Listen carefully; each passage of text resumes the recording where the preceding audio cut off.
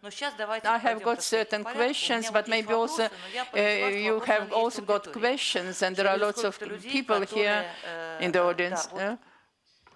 Dear Euro deputies, please answer what about the national minorities? You know, the international situation is very, very critical now.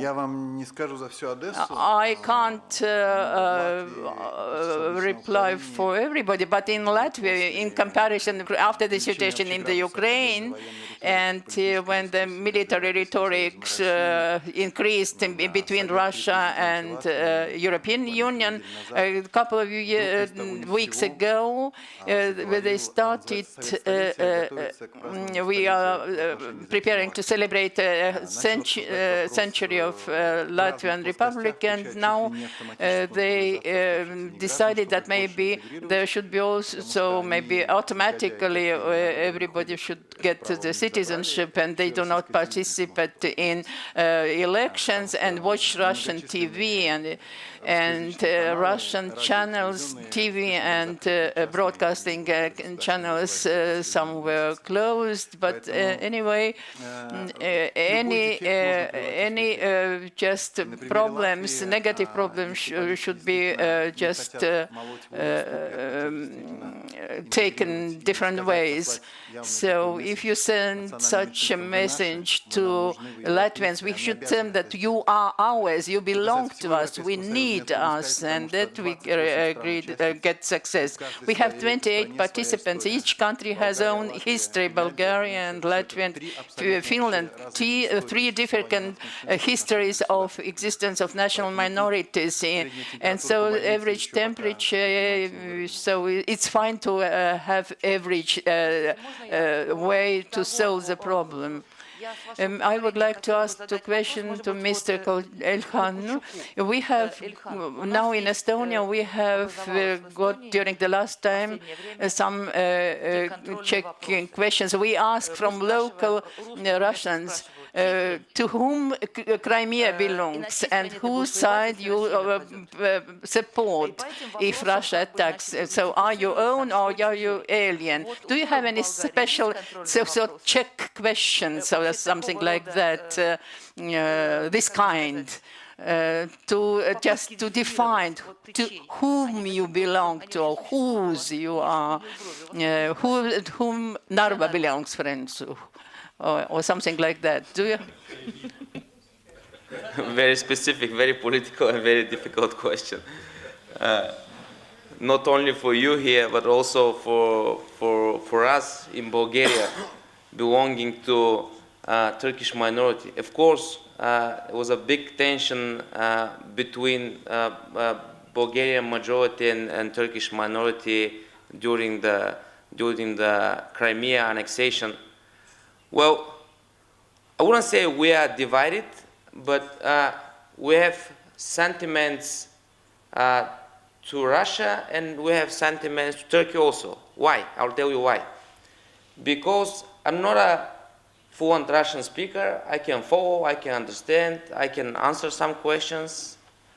But the older generation, for example, my family, they are perfect Russian speakers. They do read Russian literature, they do listen Vysotsky, they love listening Philip Kirkorov and going to his concerts here in Bulgaria. So there are very strong links between minorities in Bulgaria and Russian language, Russian culture, Russian literature, Russian cuisine also.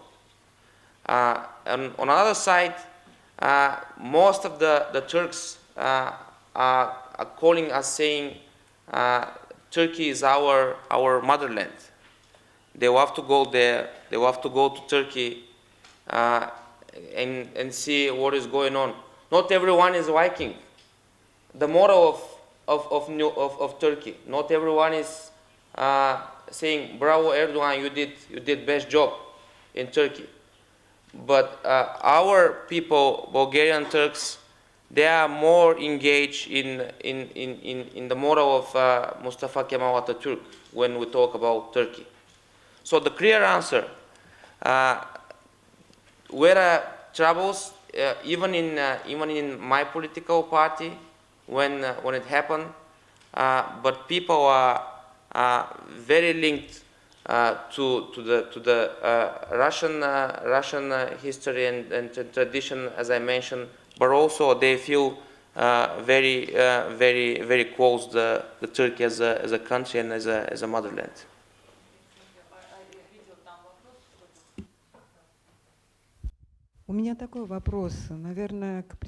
So I have a question to representatives of Latvia and Bulgaria about name changing. So we have heard it about Latvia, how people changed their names, actually name spelling, so how they spelled your names. So when sometimes you spell your Russian name according to Latvian rules, so this becomes quite difficult to read. So what about Bulgaria?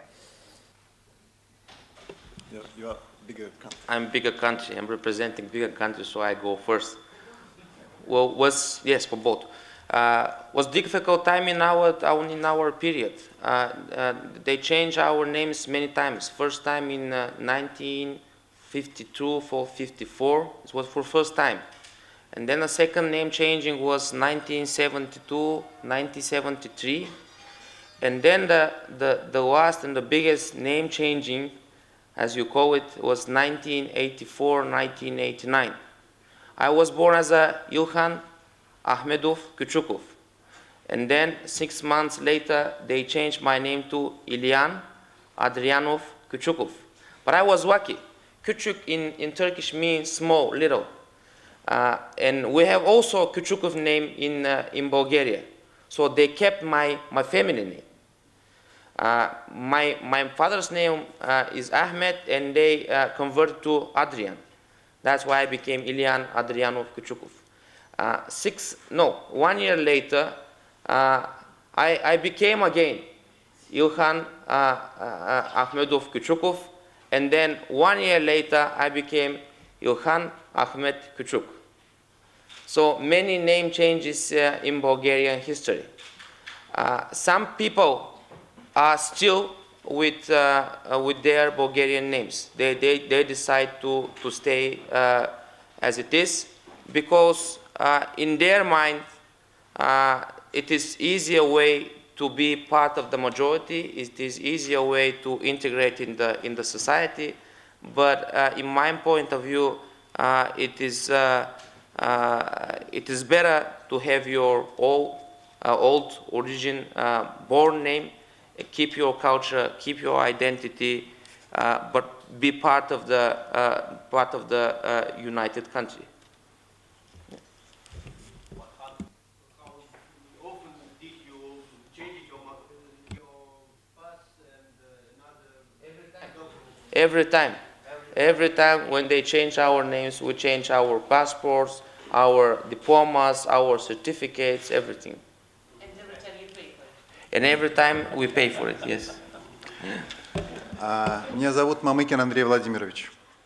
My name is Mamikin Andrei Vladimirovich, but in my passport it's Andrejs Mamikins. Being a linguist, I understand that this is according to the rules, according to the spelling rules of Latvian language. Fortunately, I also have a Soviet birth certificate, where my name is also spelled in Cyrillic. Mamikin is also spelled with the Y letter in my passport, but my oldest son is called Artyom, and his birth certificate is issued in the Republic of Latvia, and his name is spelled is Artyom's Mamikins. As for my wife, her surname is Mamikina, and nothing was changed in the spelling. Our neighbors are Lithuanians, and they were given a chance on how they can spell their name. But as for Russian people, for people with name of Russian origin, you can't choose how you spell your name. So I don't have any relatives in Russia. I don't have any who could leave any property for me.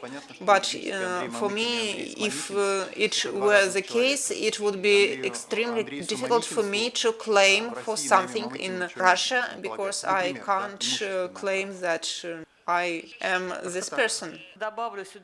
I apologize. In Estonia, situation is not so sad. For instance, I knew a person whose surname was Shiryaev, and they spelled his name with S with spelling mark. So it was extremely difficult for him to get a document where his name would be spelled with SH, so this sha sound for English, because he also had to claim for property in Russia. He successed some property. So I have a question. You know that 28 countries in the EU, so what is the largest problem? So according to you, what is the problem, the language or the existence of people of other ethnos?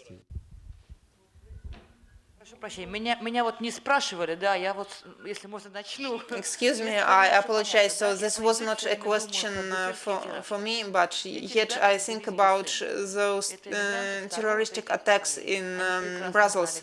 So those people were born there. They spoke all local languages. They all could freely speak French and other languages, so language was not the problem, and I think the language is just a local problem, a topical problem for Estonia.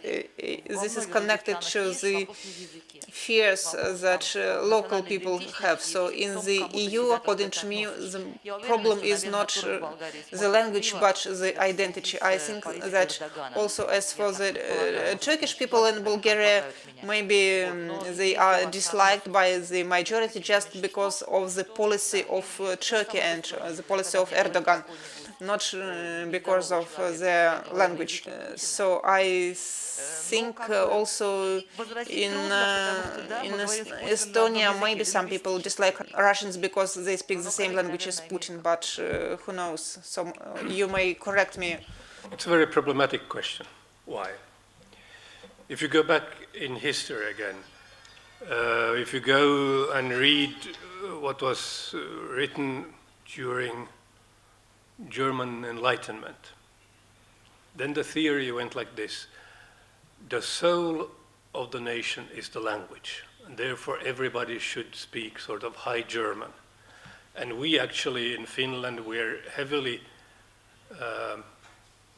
under German influence, as was the Baltic states also.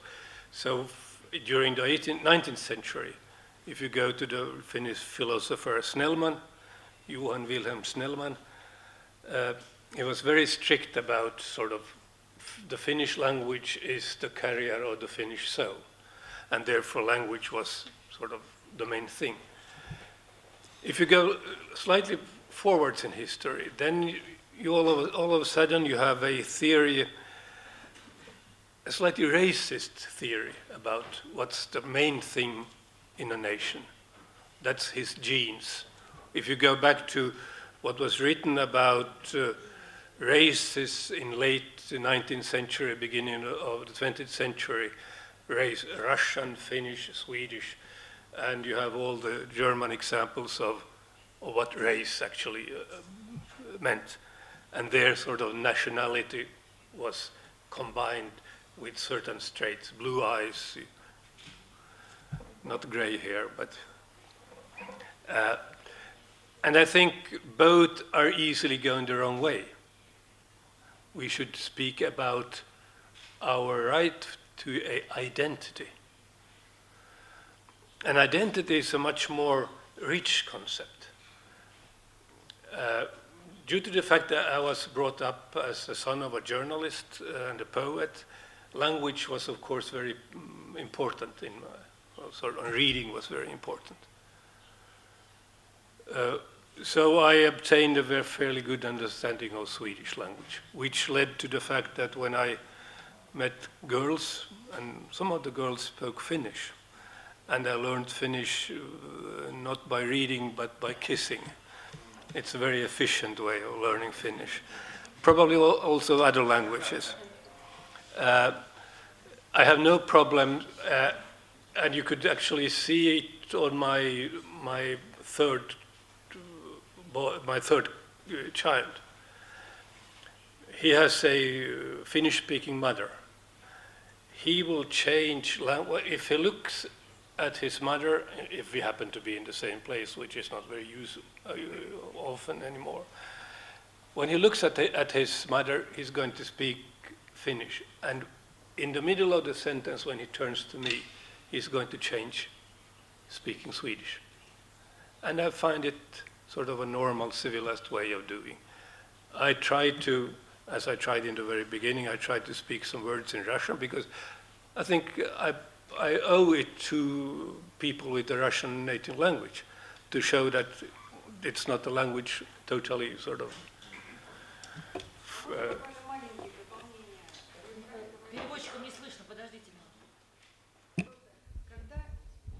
Когда идет матч между Швецией и hockey between Sweden and Finland or Bulgaria and Turkey, some special. Whose fans you are? Who are yours? Yours Turks or your Swedes? Who's fans in this football or hockey? Очень легко ответить. Я, конечно... I'm always for Finns. Always. I played football also, soccer and basketball, and that's why I was a sportsman and always sports. Of course, we are talking now by identity. Sports is very, very important factor and played important role and now also plays a very important role. And if we speak now about Finnish history, then sports was very important for independence because we were a well-organized society and sports were very, very important issue.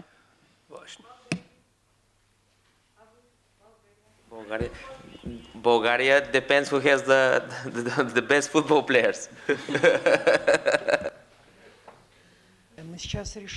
The most important to be solved just issues about not maybe language and national minority, but we have to solve the issues of European Union, so it would not depend on the United States and be independent and maybe also have own legal acts. Life is worse in Estonia and Latvia, and that means that the economical situation of all the countries belonging to the European Union is the most important for people.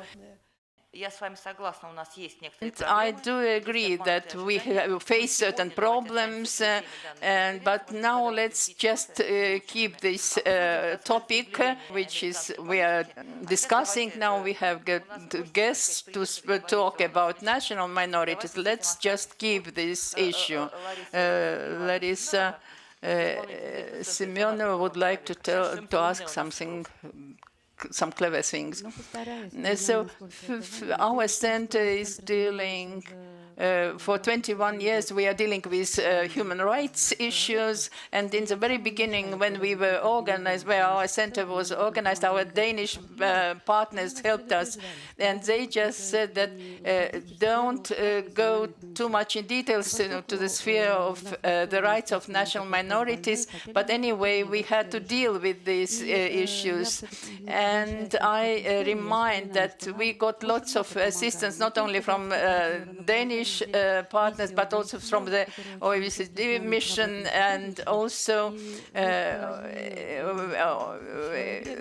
we had obviously mission doctor of legal or doctor of justice Yana Ansberg from Germany. She told us that the most important is when we speak about the human rights, it's the common or ordinary right which joins all the international documents concerning human rights.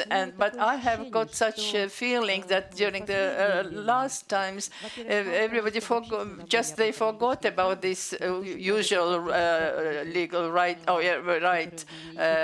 And every time when we face certain problems, we try to go much into details, and due to detalization, we forget about the basis of. And in the European Union, it was European Union was as an economical union, but the human rights or problems of with human rights appeared a bit late, just as a necessity. And there are not many documents in the European Union which are now implemented in order to solve the human rights, national minorities problems.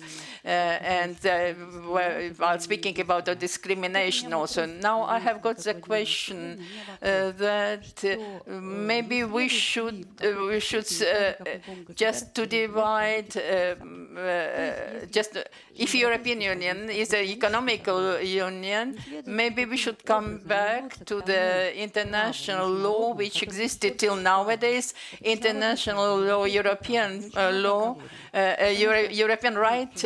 At first, we had got new terminology. Instead of speaking about the human right, they can speak about the fundamental rights.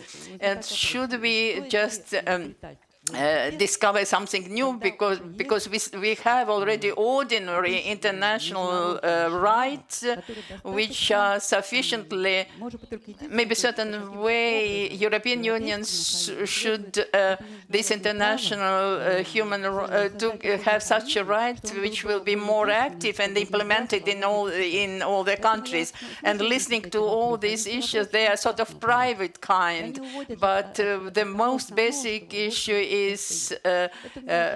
how much the deputies of European Parliament understand that international right existed and still exists, and we should not just create something new, but let's keep those bases which already exist, and to have such bases which should be observed by each country of European country, more strictly observed.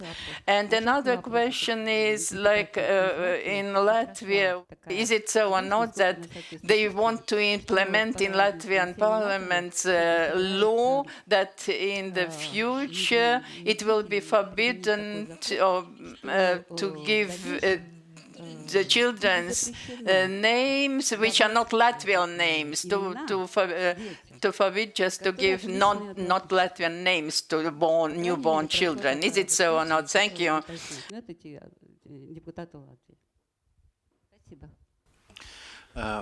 Я с вами согласен в том смысле, что Европейский Союз очень много занимается проблемами прав человека. I agree with you. EU deals a lot with human rights in countries like Honduras. So in all EU Parliament sessions, there are very many resolutions on things, affairs taking place in countries outside the EU, but unfortunately the EU doesn't deal with the problems within the EU. Probably this practice is going to change after what has happened in Poland and the changes adopted to the constitution. So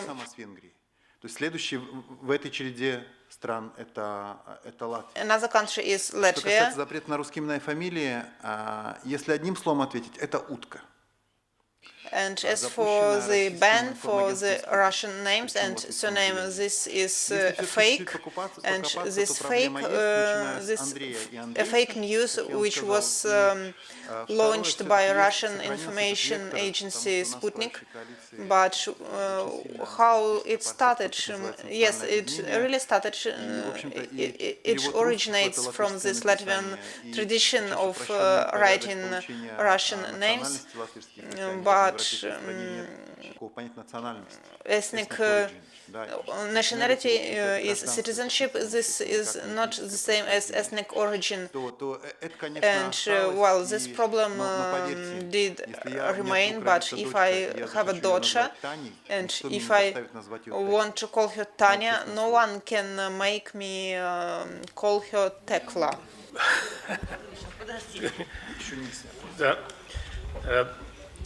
When we speak about human rights and fundamental rights in Europe in general, it's a long history, not a very glorious history. You can go to some Dutch scholar in 16th, 17th century and find some good beginnings there.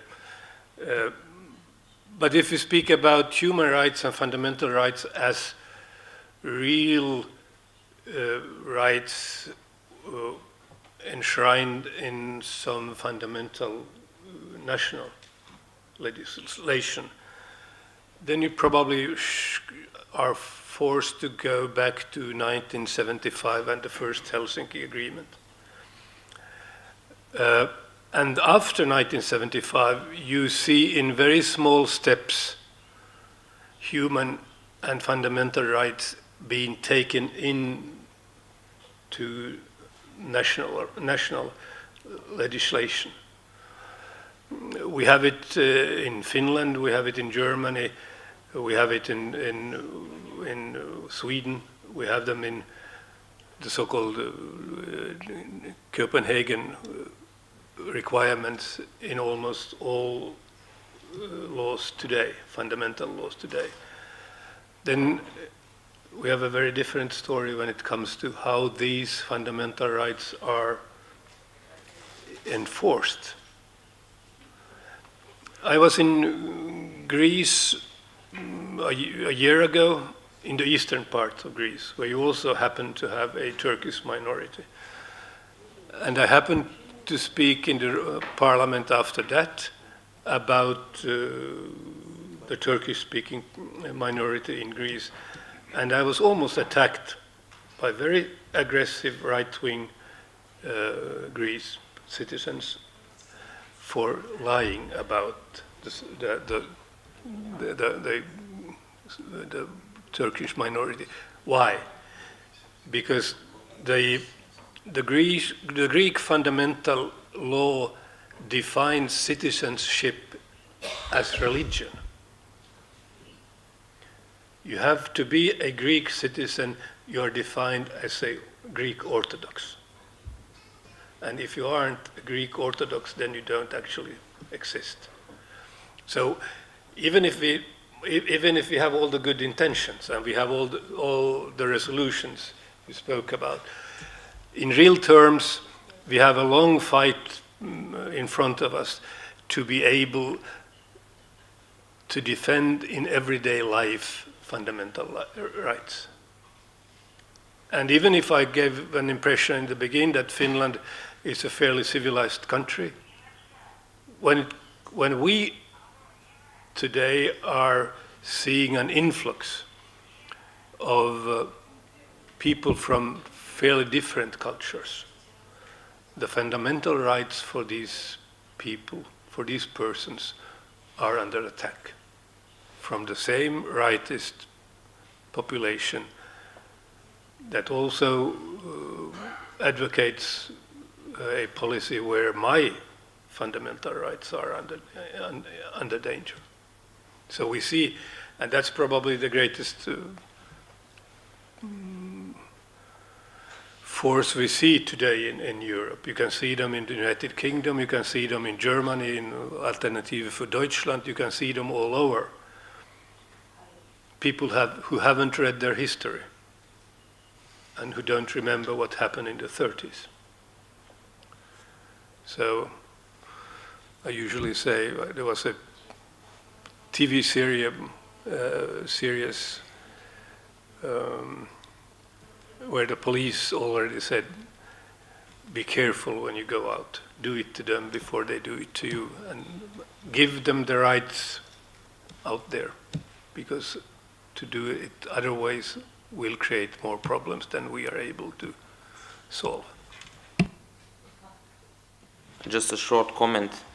I believe is strong link between your question and comment on economy and Madam, your question on fundamental and human rights. Because if I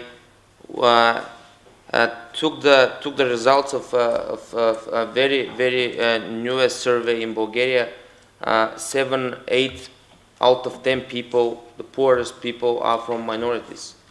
Having good standard is also part of a fundamental right. It's also human rights. Because what we are having now in our countries, we have total this misunderstanding of human rights issues in terms of economy.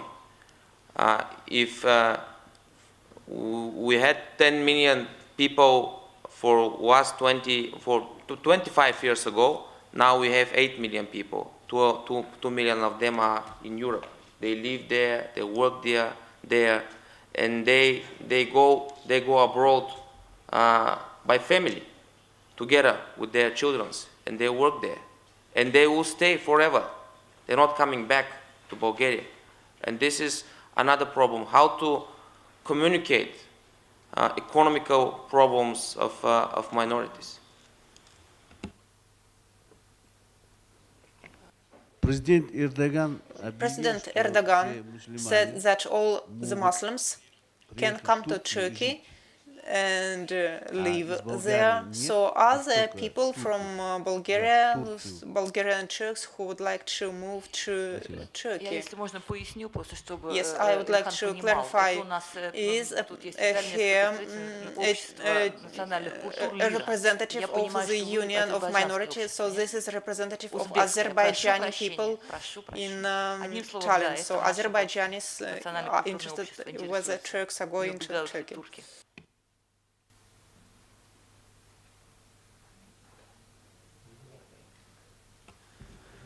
Azeri kardeşimize de cevabımızı verelim. I'm going to answer in English, of course. No, people are not interested of going to Turkey for work or for study. They used to. 25 years ago, during the communist regime, when another political leader, Turgut Özal, said, well, everyone is welcome to Turkey because you are having difficult times in Bulgaria. Communist regime is changing your names. Communist regime is doing bad things for you and for your families, and you are welcome to come. Please welcome. And 500,000 Bulgarian Turks went to Turkey. Some of them came back, but more than 90% of them decided to stay there, and they have their families. We have really close links with them. For example, my family is divided. Half of my family is in Turkey, half of my family is in Bulgaria. But your question has no real ground in Bulgaria now. A question to Ilhan from Andrei. Actually, to Nils, Nils. I have a question to Nils. I just noted during your statement, you mentioned we gave them the possibilities of secondary school. So as far as I understand, we Swedish, them to Finnish people. So my question, kind of provocative, could be, could you imagine the situation, for example, in my country, in Latvia, when the current political establishment would say, you Russians gave us Latvians National Theatre, the first newspaper printed in Latvian language in St. Petersburg. Thank you for that. Well, life is sometimes fairly complicated. If we go back to Finnish history again, and start to think about who helped the Finnish population to achieve some national educational rights in the 19th century, after 1860. That was of course, the Russian Tsar, because he was afraid that the Swedish-speaking population would be more interested in going west and trying to establish new relations to Sweden, which had always been sort of the other part when the countries around the Baltic Sea tried to see who is the biggest and who is the nicest, who is the most beautiful. Then you always had a struggle between Sweden and Russia.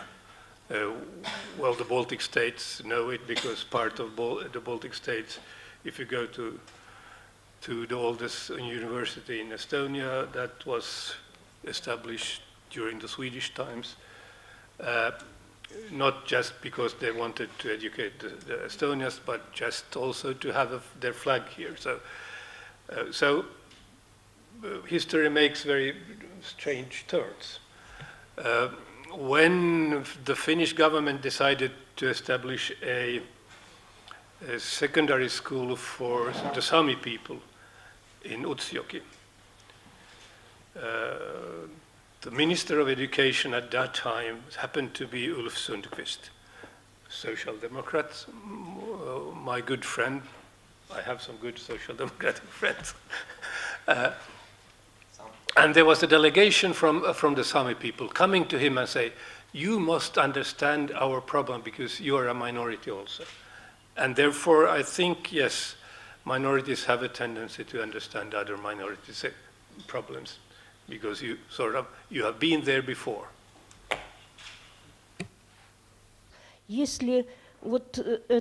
So my question is, if this economical crisis in Europe triggered this right-wing politics in all the countries and all those radical right movements started to feel strong in all the countries, so how do you think can they gain the influence and make the situation worse to some extent?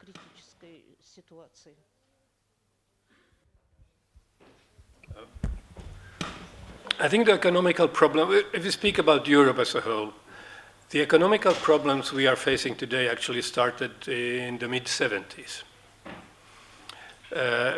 with something very interesting. We had in the mid-70s, we had the so-called energy crisis when the price of oil actually rose very steeply. And that created a tendency in almost all countries in Western Europe to start to live on borrowed money. And if you look at the curve of borrowed money, then it's raising and raising, and from 2000 or 1995, it's a very steep curve upwards. On the other side, if you look at what happened in the Soviet Union during that time, from about 1975 onwards, the Soviet Union became a big exporter of oil on the international market. What did they do with the money coming in? They did something from an economical point of view, something very stupid. They invested that money in producing more meat. And they produce it by buying food for cows from West. And when the happy days were over, when the oil price went down, and it started to go down when Gorbachev, that was not due to him, but if you look at the price curve, from about the same day Gorbachev was elected Gensek, the price of oil went down, and it went down until all the days of Yeltsin. And it started to go up about the same day Putin was elected. And now it went down again. And that actually created the fact that the oil price went down during more than 15 years, created an economical situation in the Soviet Union. And you know what happened then. I'm fairly convinced that all the problems created in the late 80s were actually of economic origin, and they weren't able to solve it because they had squandered their money, as had we in the West, but for different reasons. А теперь я, с вашего позволения, вот мне сейчас господин Райк шепнул, что он готов откомментировать, так сказать, по 3 темам. И как раз давайте послушаем, так сказать, стороннего наблюдателя. Он у нас будет работать свежей головой. Но только где у нас микрофон? Ага, вижу. Nii, aitäh. So, thank you for the possibility to take the floor. It was very interesting to listen to all these questions and comments. And allow me to start my presentation that consists of 3 parts. The first part deals with the so-called debate titled Expansion of the European Union and whether there are positive changes concerning the minorities. As this issue was dealt with, but no conclusions drawn yet, allow me to suggest an answer that the situation of minorities has had positive changes, no doubt. Although Mr. Mamikins said that Van der Stoel's interference in the human protection in Baltic states did not give the expected results. Allow me to state and claim I wrote a corresponding letter to the Minister of Foreign Affairs after accession to the European Union about protection of minorities in Estonia, and thanks to the interference of Van der Stoel, there were several laws changed in Estonia. Thus, we can't say that its influence was not very noticeable. He was, of course, looking for compromises. As the representative of Finland said, every country has its own history, and Van der Stoel's also made compromises, and Estonia would not have acceded the European Union if there had been great violations of human rights. Estonian history shows that the protection of minorities was already in legislation before World War II, and that this aspect, it's clear that the European Union in protection of the minorities helped to solve this issue. It's one of the ways to protect human rights. Now, coming back to my second issue, and this is not Brexit. Brexit is still coming. My second issue is concerned with protection of human rights. A question was raised whether the European Union could handle the protection of human rights in more forceful way, in unison. The question is, one of my colleagues in this Tallinn University lectures on the issue of 100 human rights. There are several human rights. The human rights are connected with economic rights. They are connected with medical issues, social policy, defense policy, and several other fields where the European Union has a different competence of interference. The singular interference is limited with financial and commercial issues. Other fields of policy, this is shared competence or there is no competence at all, because EU is not competent to interfere in all fields. This is also an answer to the question why we cannot establish the universal competence of, in the field of human rights all over the European Union. To move on, a lady here asked concerning economy, why the nationality or national popular tendency is so widespread in many European countries. Why couldn't be limited? The question is connected with economic policy.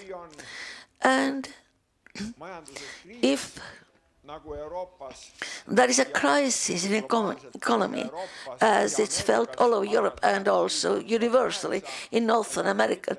Economic crisis started in 2008. We know in several European states the economic crisis has not been overcome yet in many countries. Then in economy, it's expressed in protectionism. In protection of domestic market, which is evident everywhere, and that is one of the reasons why these populistic forces have found so much reflection, because European Union would likes to promote free trade because it promotes a better welfare. But in the situation of economic crisis, the national states tend to become protectional or go in protectionist policy.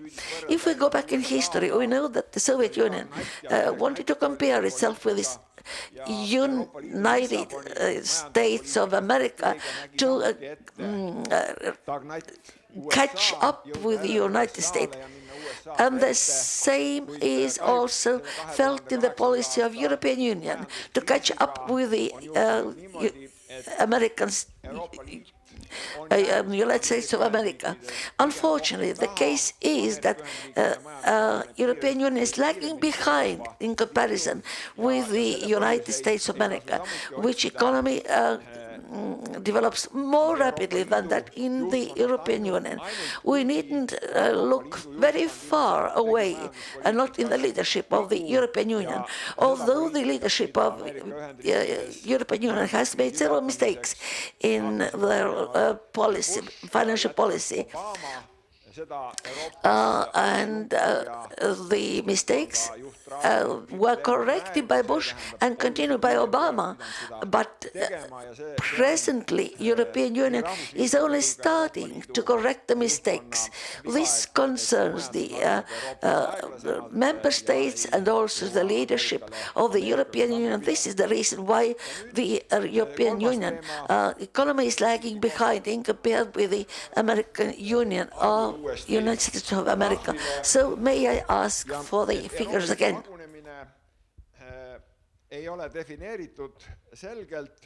Their disintegration of their EU is not defined precisely, and I could say that their disintegration of EU could be interpreted like even with the fact that the UK has announced their referendum on Brexit.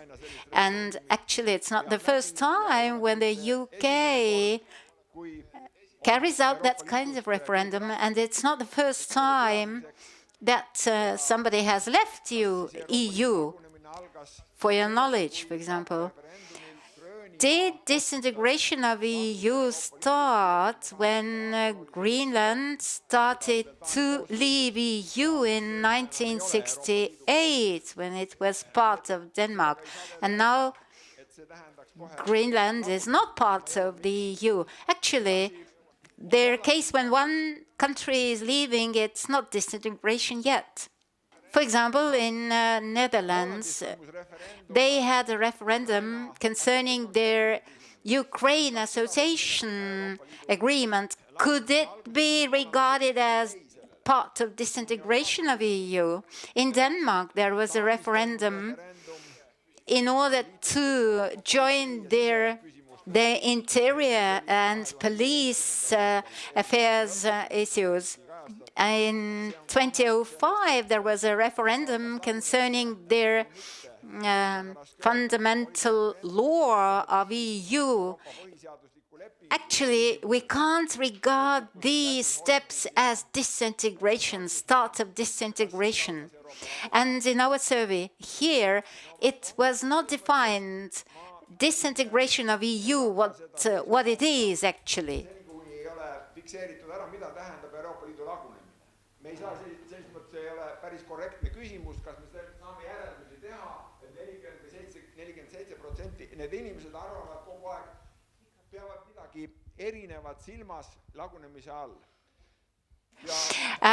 Actually, their term disintegration is not defined properly. And in Estonia, we remember their collapse of the Soviet Union. Their Soviet Union collapsed when their imperium-like organization collapsed very quickly. Imperiums or big international organizations can collapse or disintegrate also step by step. And I don't think that EU will collapse in 5 or 10 years, but we can say that the EU is a transforming organization, changing organization. And since 2005, referenda have been carried out, and it may happen that Brexit will become a reality, but it's not sure. According to Lisbon Treaty, Article 50, a negotiation period will start after the British people would decide to leave EU. Negotiations will be carried out within 2 years, and it may happen that even a better agreement could be signed with the UK. So you can't say that a referendum in UK would mean that EU will be disintegrated. It's a political issue, and there are many question marks. And in case such a question is asked, you have to be specific what you mean in a survey. Leaving of UK, does it mean that other countries will also want to leave, Denmark and Netherlands, for example, or a country will leave and the other countries who stay, they will make integration stronger. A new centralization may start parallel to disintegration. Situation is more complicated, and we can't interpret things in a simple way. I would like to conclude on this. Thank you. So let us proceed this way. So our break time is coming. So I would just like to show you a couple of slides and make a couple of comments. So this is just insider information, and my colleagues might comment on them as well, and then we can continue our discussion during the coffee break. So I would like to say to Ivar that I agree with you partly, but for me this is partly a question of trust. So you can see the trust, whether there is trust or not, you can see it very well. So we can't manage the crisis, I think. So let's go back to our to the minorities, which means let's go back to ourselves. So So we came to a conclusion that the EU in some way can influence the situation, although this is complicated. And now let us see whether our country people are ready to give us more, so to say, bonuses. So how do you agree with this statement? So the only Estonians were questioned. You can feel less activity. You can feel more activeness of Russian-speaking people in the politics is not desirable because it undermines the security in the country. And 55% of people did not agree with this statement, so they actually support our participation in politics. So I assure you that this picture was different 20 years ago. More activity of Russians in the politics is not desirable because it increases the influence on the part of Russia. Do not agree 51% of Estonians and 38% of Russians do not agree. More active participation of Russians in politics can be approved if it happens within large Estonian political parties. 47% of Estonians agree and 41% of non-Estonians do not agree. And the last question, more active participation of Russians in the political life would be more useful because it would promote integration. 55% of the Estonians agree, 38% do not agree. So you can see the readiness on the part of the Estonian people to accept Russian people in politics. So it's strange why it does not happen in reality.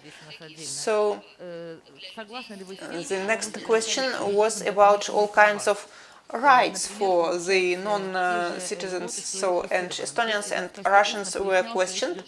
Do you agree that all non-citizens should be given additional rights, like the same benefits as people who were victims of Stalin's repressions?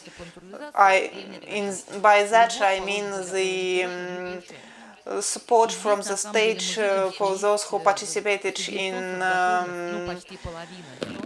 liquidation of the consequences of Chernobyl disaster. So whether they are entitled for some support from the state, and very little percent of people, of Estonian people, were agreed to give them those bonuses, and vast majority of Russians agreed. The next question is participation in the elections to the European Parliament. And also a question about the number of places in the European Parliament. 1.5 places in the Parliament given for Latvia was because of those non-citizens. So Estonians do not support this idea, and Russians support. 79% of Russians support that non-citizens should vote for the elections for the European Parliament. And the last question was about the right to be elected to local self-government. 80% of Estonians would like to give this right to non-citizens. Non-Estonians supported this idea. idea. So actually Estonians support the idea that non-citizens could be elected to local self-government. So you can see that the situation is slowly improving in Estonia. Ilhan, let's start with you. Maybe you have some comments or some final remarks about our common future, about the outlook for the future, whether the EU is able to change the situation for the better, and when it happens. Or Nils, maybe you can start. Well, I think I start with the challenges we see in Russia. First of all, as long as the oil price will stay under $60 or $70 per barrel, the Russian economy will be under very heavy pressure, because I think the mean production price in Russia is about $60 a barrel. To make the challenges for Russia even bigger, they have a lack of technology to be able to drill for oil under heavier circumstances. All the technology for drilling, not just right down, but sideways, is actually American technology. This is one part. So Russia is, because it's heavily dependent on oil, it's going to be under heavy pressure for an unforeseeable future. The other part of Russia's problems is its metalworking capacity. There was a very interesting article in a Russian journal, Fedya's journal, in January, where the writer had went through what kind of challenges the metal industry in Russia have. I'm sorry, Россия в глобальной политике. Это Федор Лукьянов. And during the next 20 or 30 years, 90% of machinery in this field will be written off. And they can, with the oil price they now have, they can reinvest about 10%. In economical terms, Russia will be, for an unforeseeable future, under very, very heavy pressure. What kind of challenges are actually arising from these facts? If you go into Russian history, then I think there has been a tendency in Russian history to be aggressive inwards, in challenging times. That goes for the Russian Revolution 1905, that goes for the Russian Revolution 17, that goes for the Great Terror. The other possibility is to be aggressive outwards, which of course is a possibility. I tend to think that due to several facts, the risk is bigger for Russia to be aggressive inwards. I think the challenge for Western Europe, and I must admit that EU is making a very bad job on this. In the 1970s, we spoke about confidence-building measures. When the Cold War was at its most active stage, we were able to speak about confidence-building measures. I think we should go back to this concept, because we need to build confidence between Russia and Europe. And we need to do it not just for our own sake, we need to do it to help Russia escape aggressiveness in its internal policy.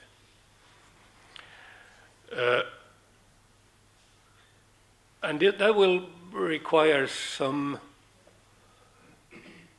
strength of moral strength to do it, because for the moment being, it's not very easy in Western Europe or in the European Union to say anything positive about Russia.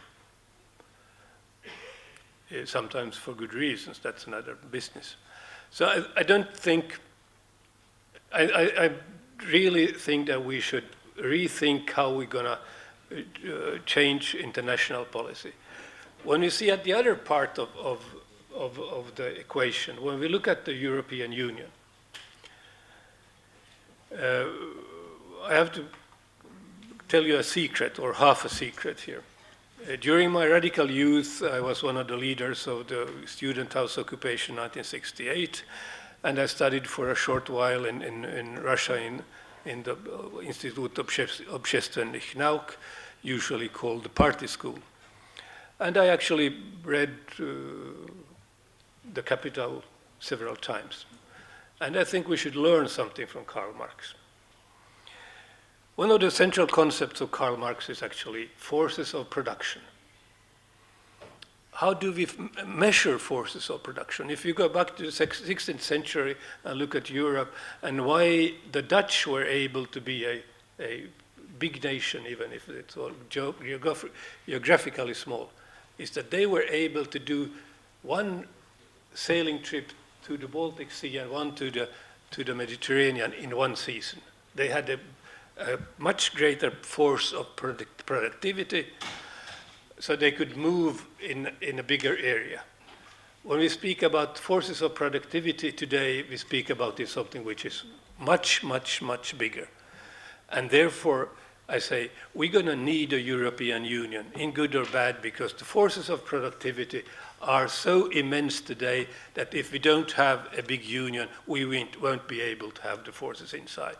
And I speak with some knowledge. The second secret, which is not always a secret either, is that I have fairly good knowledge about technology, not because I have studied it myself, but I have 3 grandchildren in the United States because of my oldest son went there after building a computer system which is called Linux. And with computer system like Linux, you can't sort of stand in a small space. You need the big space. We need a united Europe just because of the forces of production Karl Marx was wise enough to speak about and write about almost 200 years ago. Thank you. So our conference is called The Role of the EU and the Situation of the National Minorities, and I would like to say that if the EU doesn't go the federal way, but it should go this way sooner or later, I think that protection of national minority would be delegated to the member states. But unlike the unified rules which are valid for petroleum trade or other areas where you can introduce unified standards, you can't implement such standard to the national minorities. So there is a Russian proverb, something which is good for a Russian person is not so good for a German person. So I think that we can't protect in the same way the Polish people in Latvia and the Roma people in Romania. So, but there are some basic rules like education, culture, preservation of the national language, and I think that probably what the European Union can do is to supervise those basic things. But the main thing is not that, because no policeman can make us love each other, can make us respect each other, and can make neighbors treat each other well. So I think that you should not protect it by using force, but you need to learn to respect one another. And we can't predict what happens to our society in 10 years. You just need to treat people with respect. You should understand that other people are also fragile and vulnerable, and you should respect other people's values as well as you respect yours. If I may say some words. Well, we need united Europe for sure, but also we need safer neighborhood. As we start in the beginning, we cannot solve all the big challenges together. We can solve all the big challenges together. Alone, we are not able to do it. So we need stronger Europe, but we need stronger Russia also. We have stronger partners, and we need stronger partners, and we have to work with them. I never accept the idea of pointing out with the finger, saying you are good, you are bad. People have to be respected, and we have to work with them and treat them equally. If we want to be treated equally, we have to treat the people equally. And there is a big role for us, for politicians, but also for media, to do our job in a best way. I wrote down some positive notes from your survey. Of course, the role of the political parties and the role of the political system is to involve minorities in the political parties. If we live together, we have to work together, and we have to make politics together. This is all about. Thank you.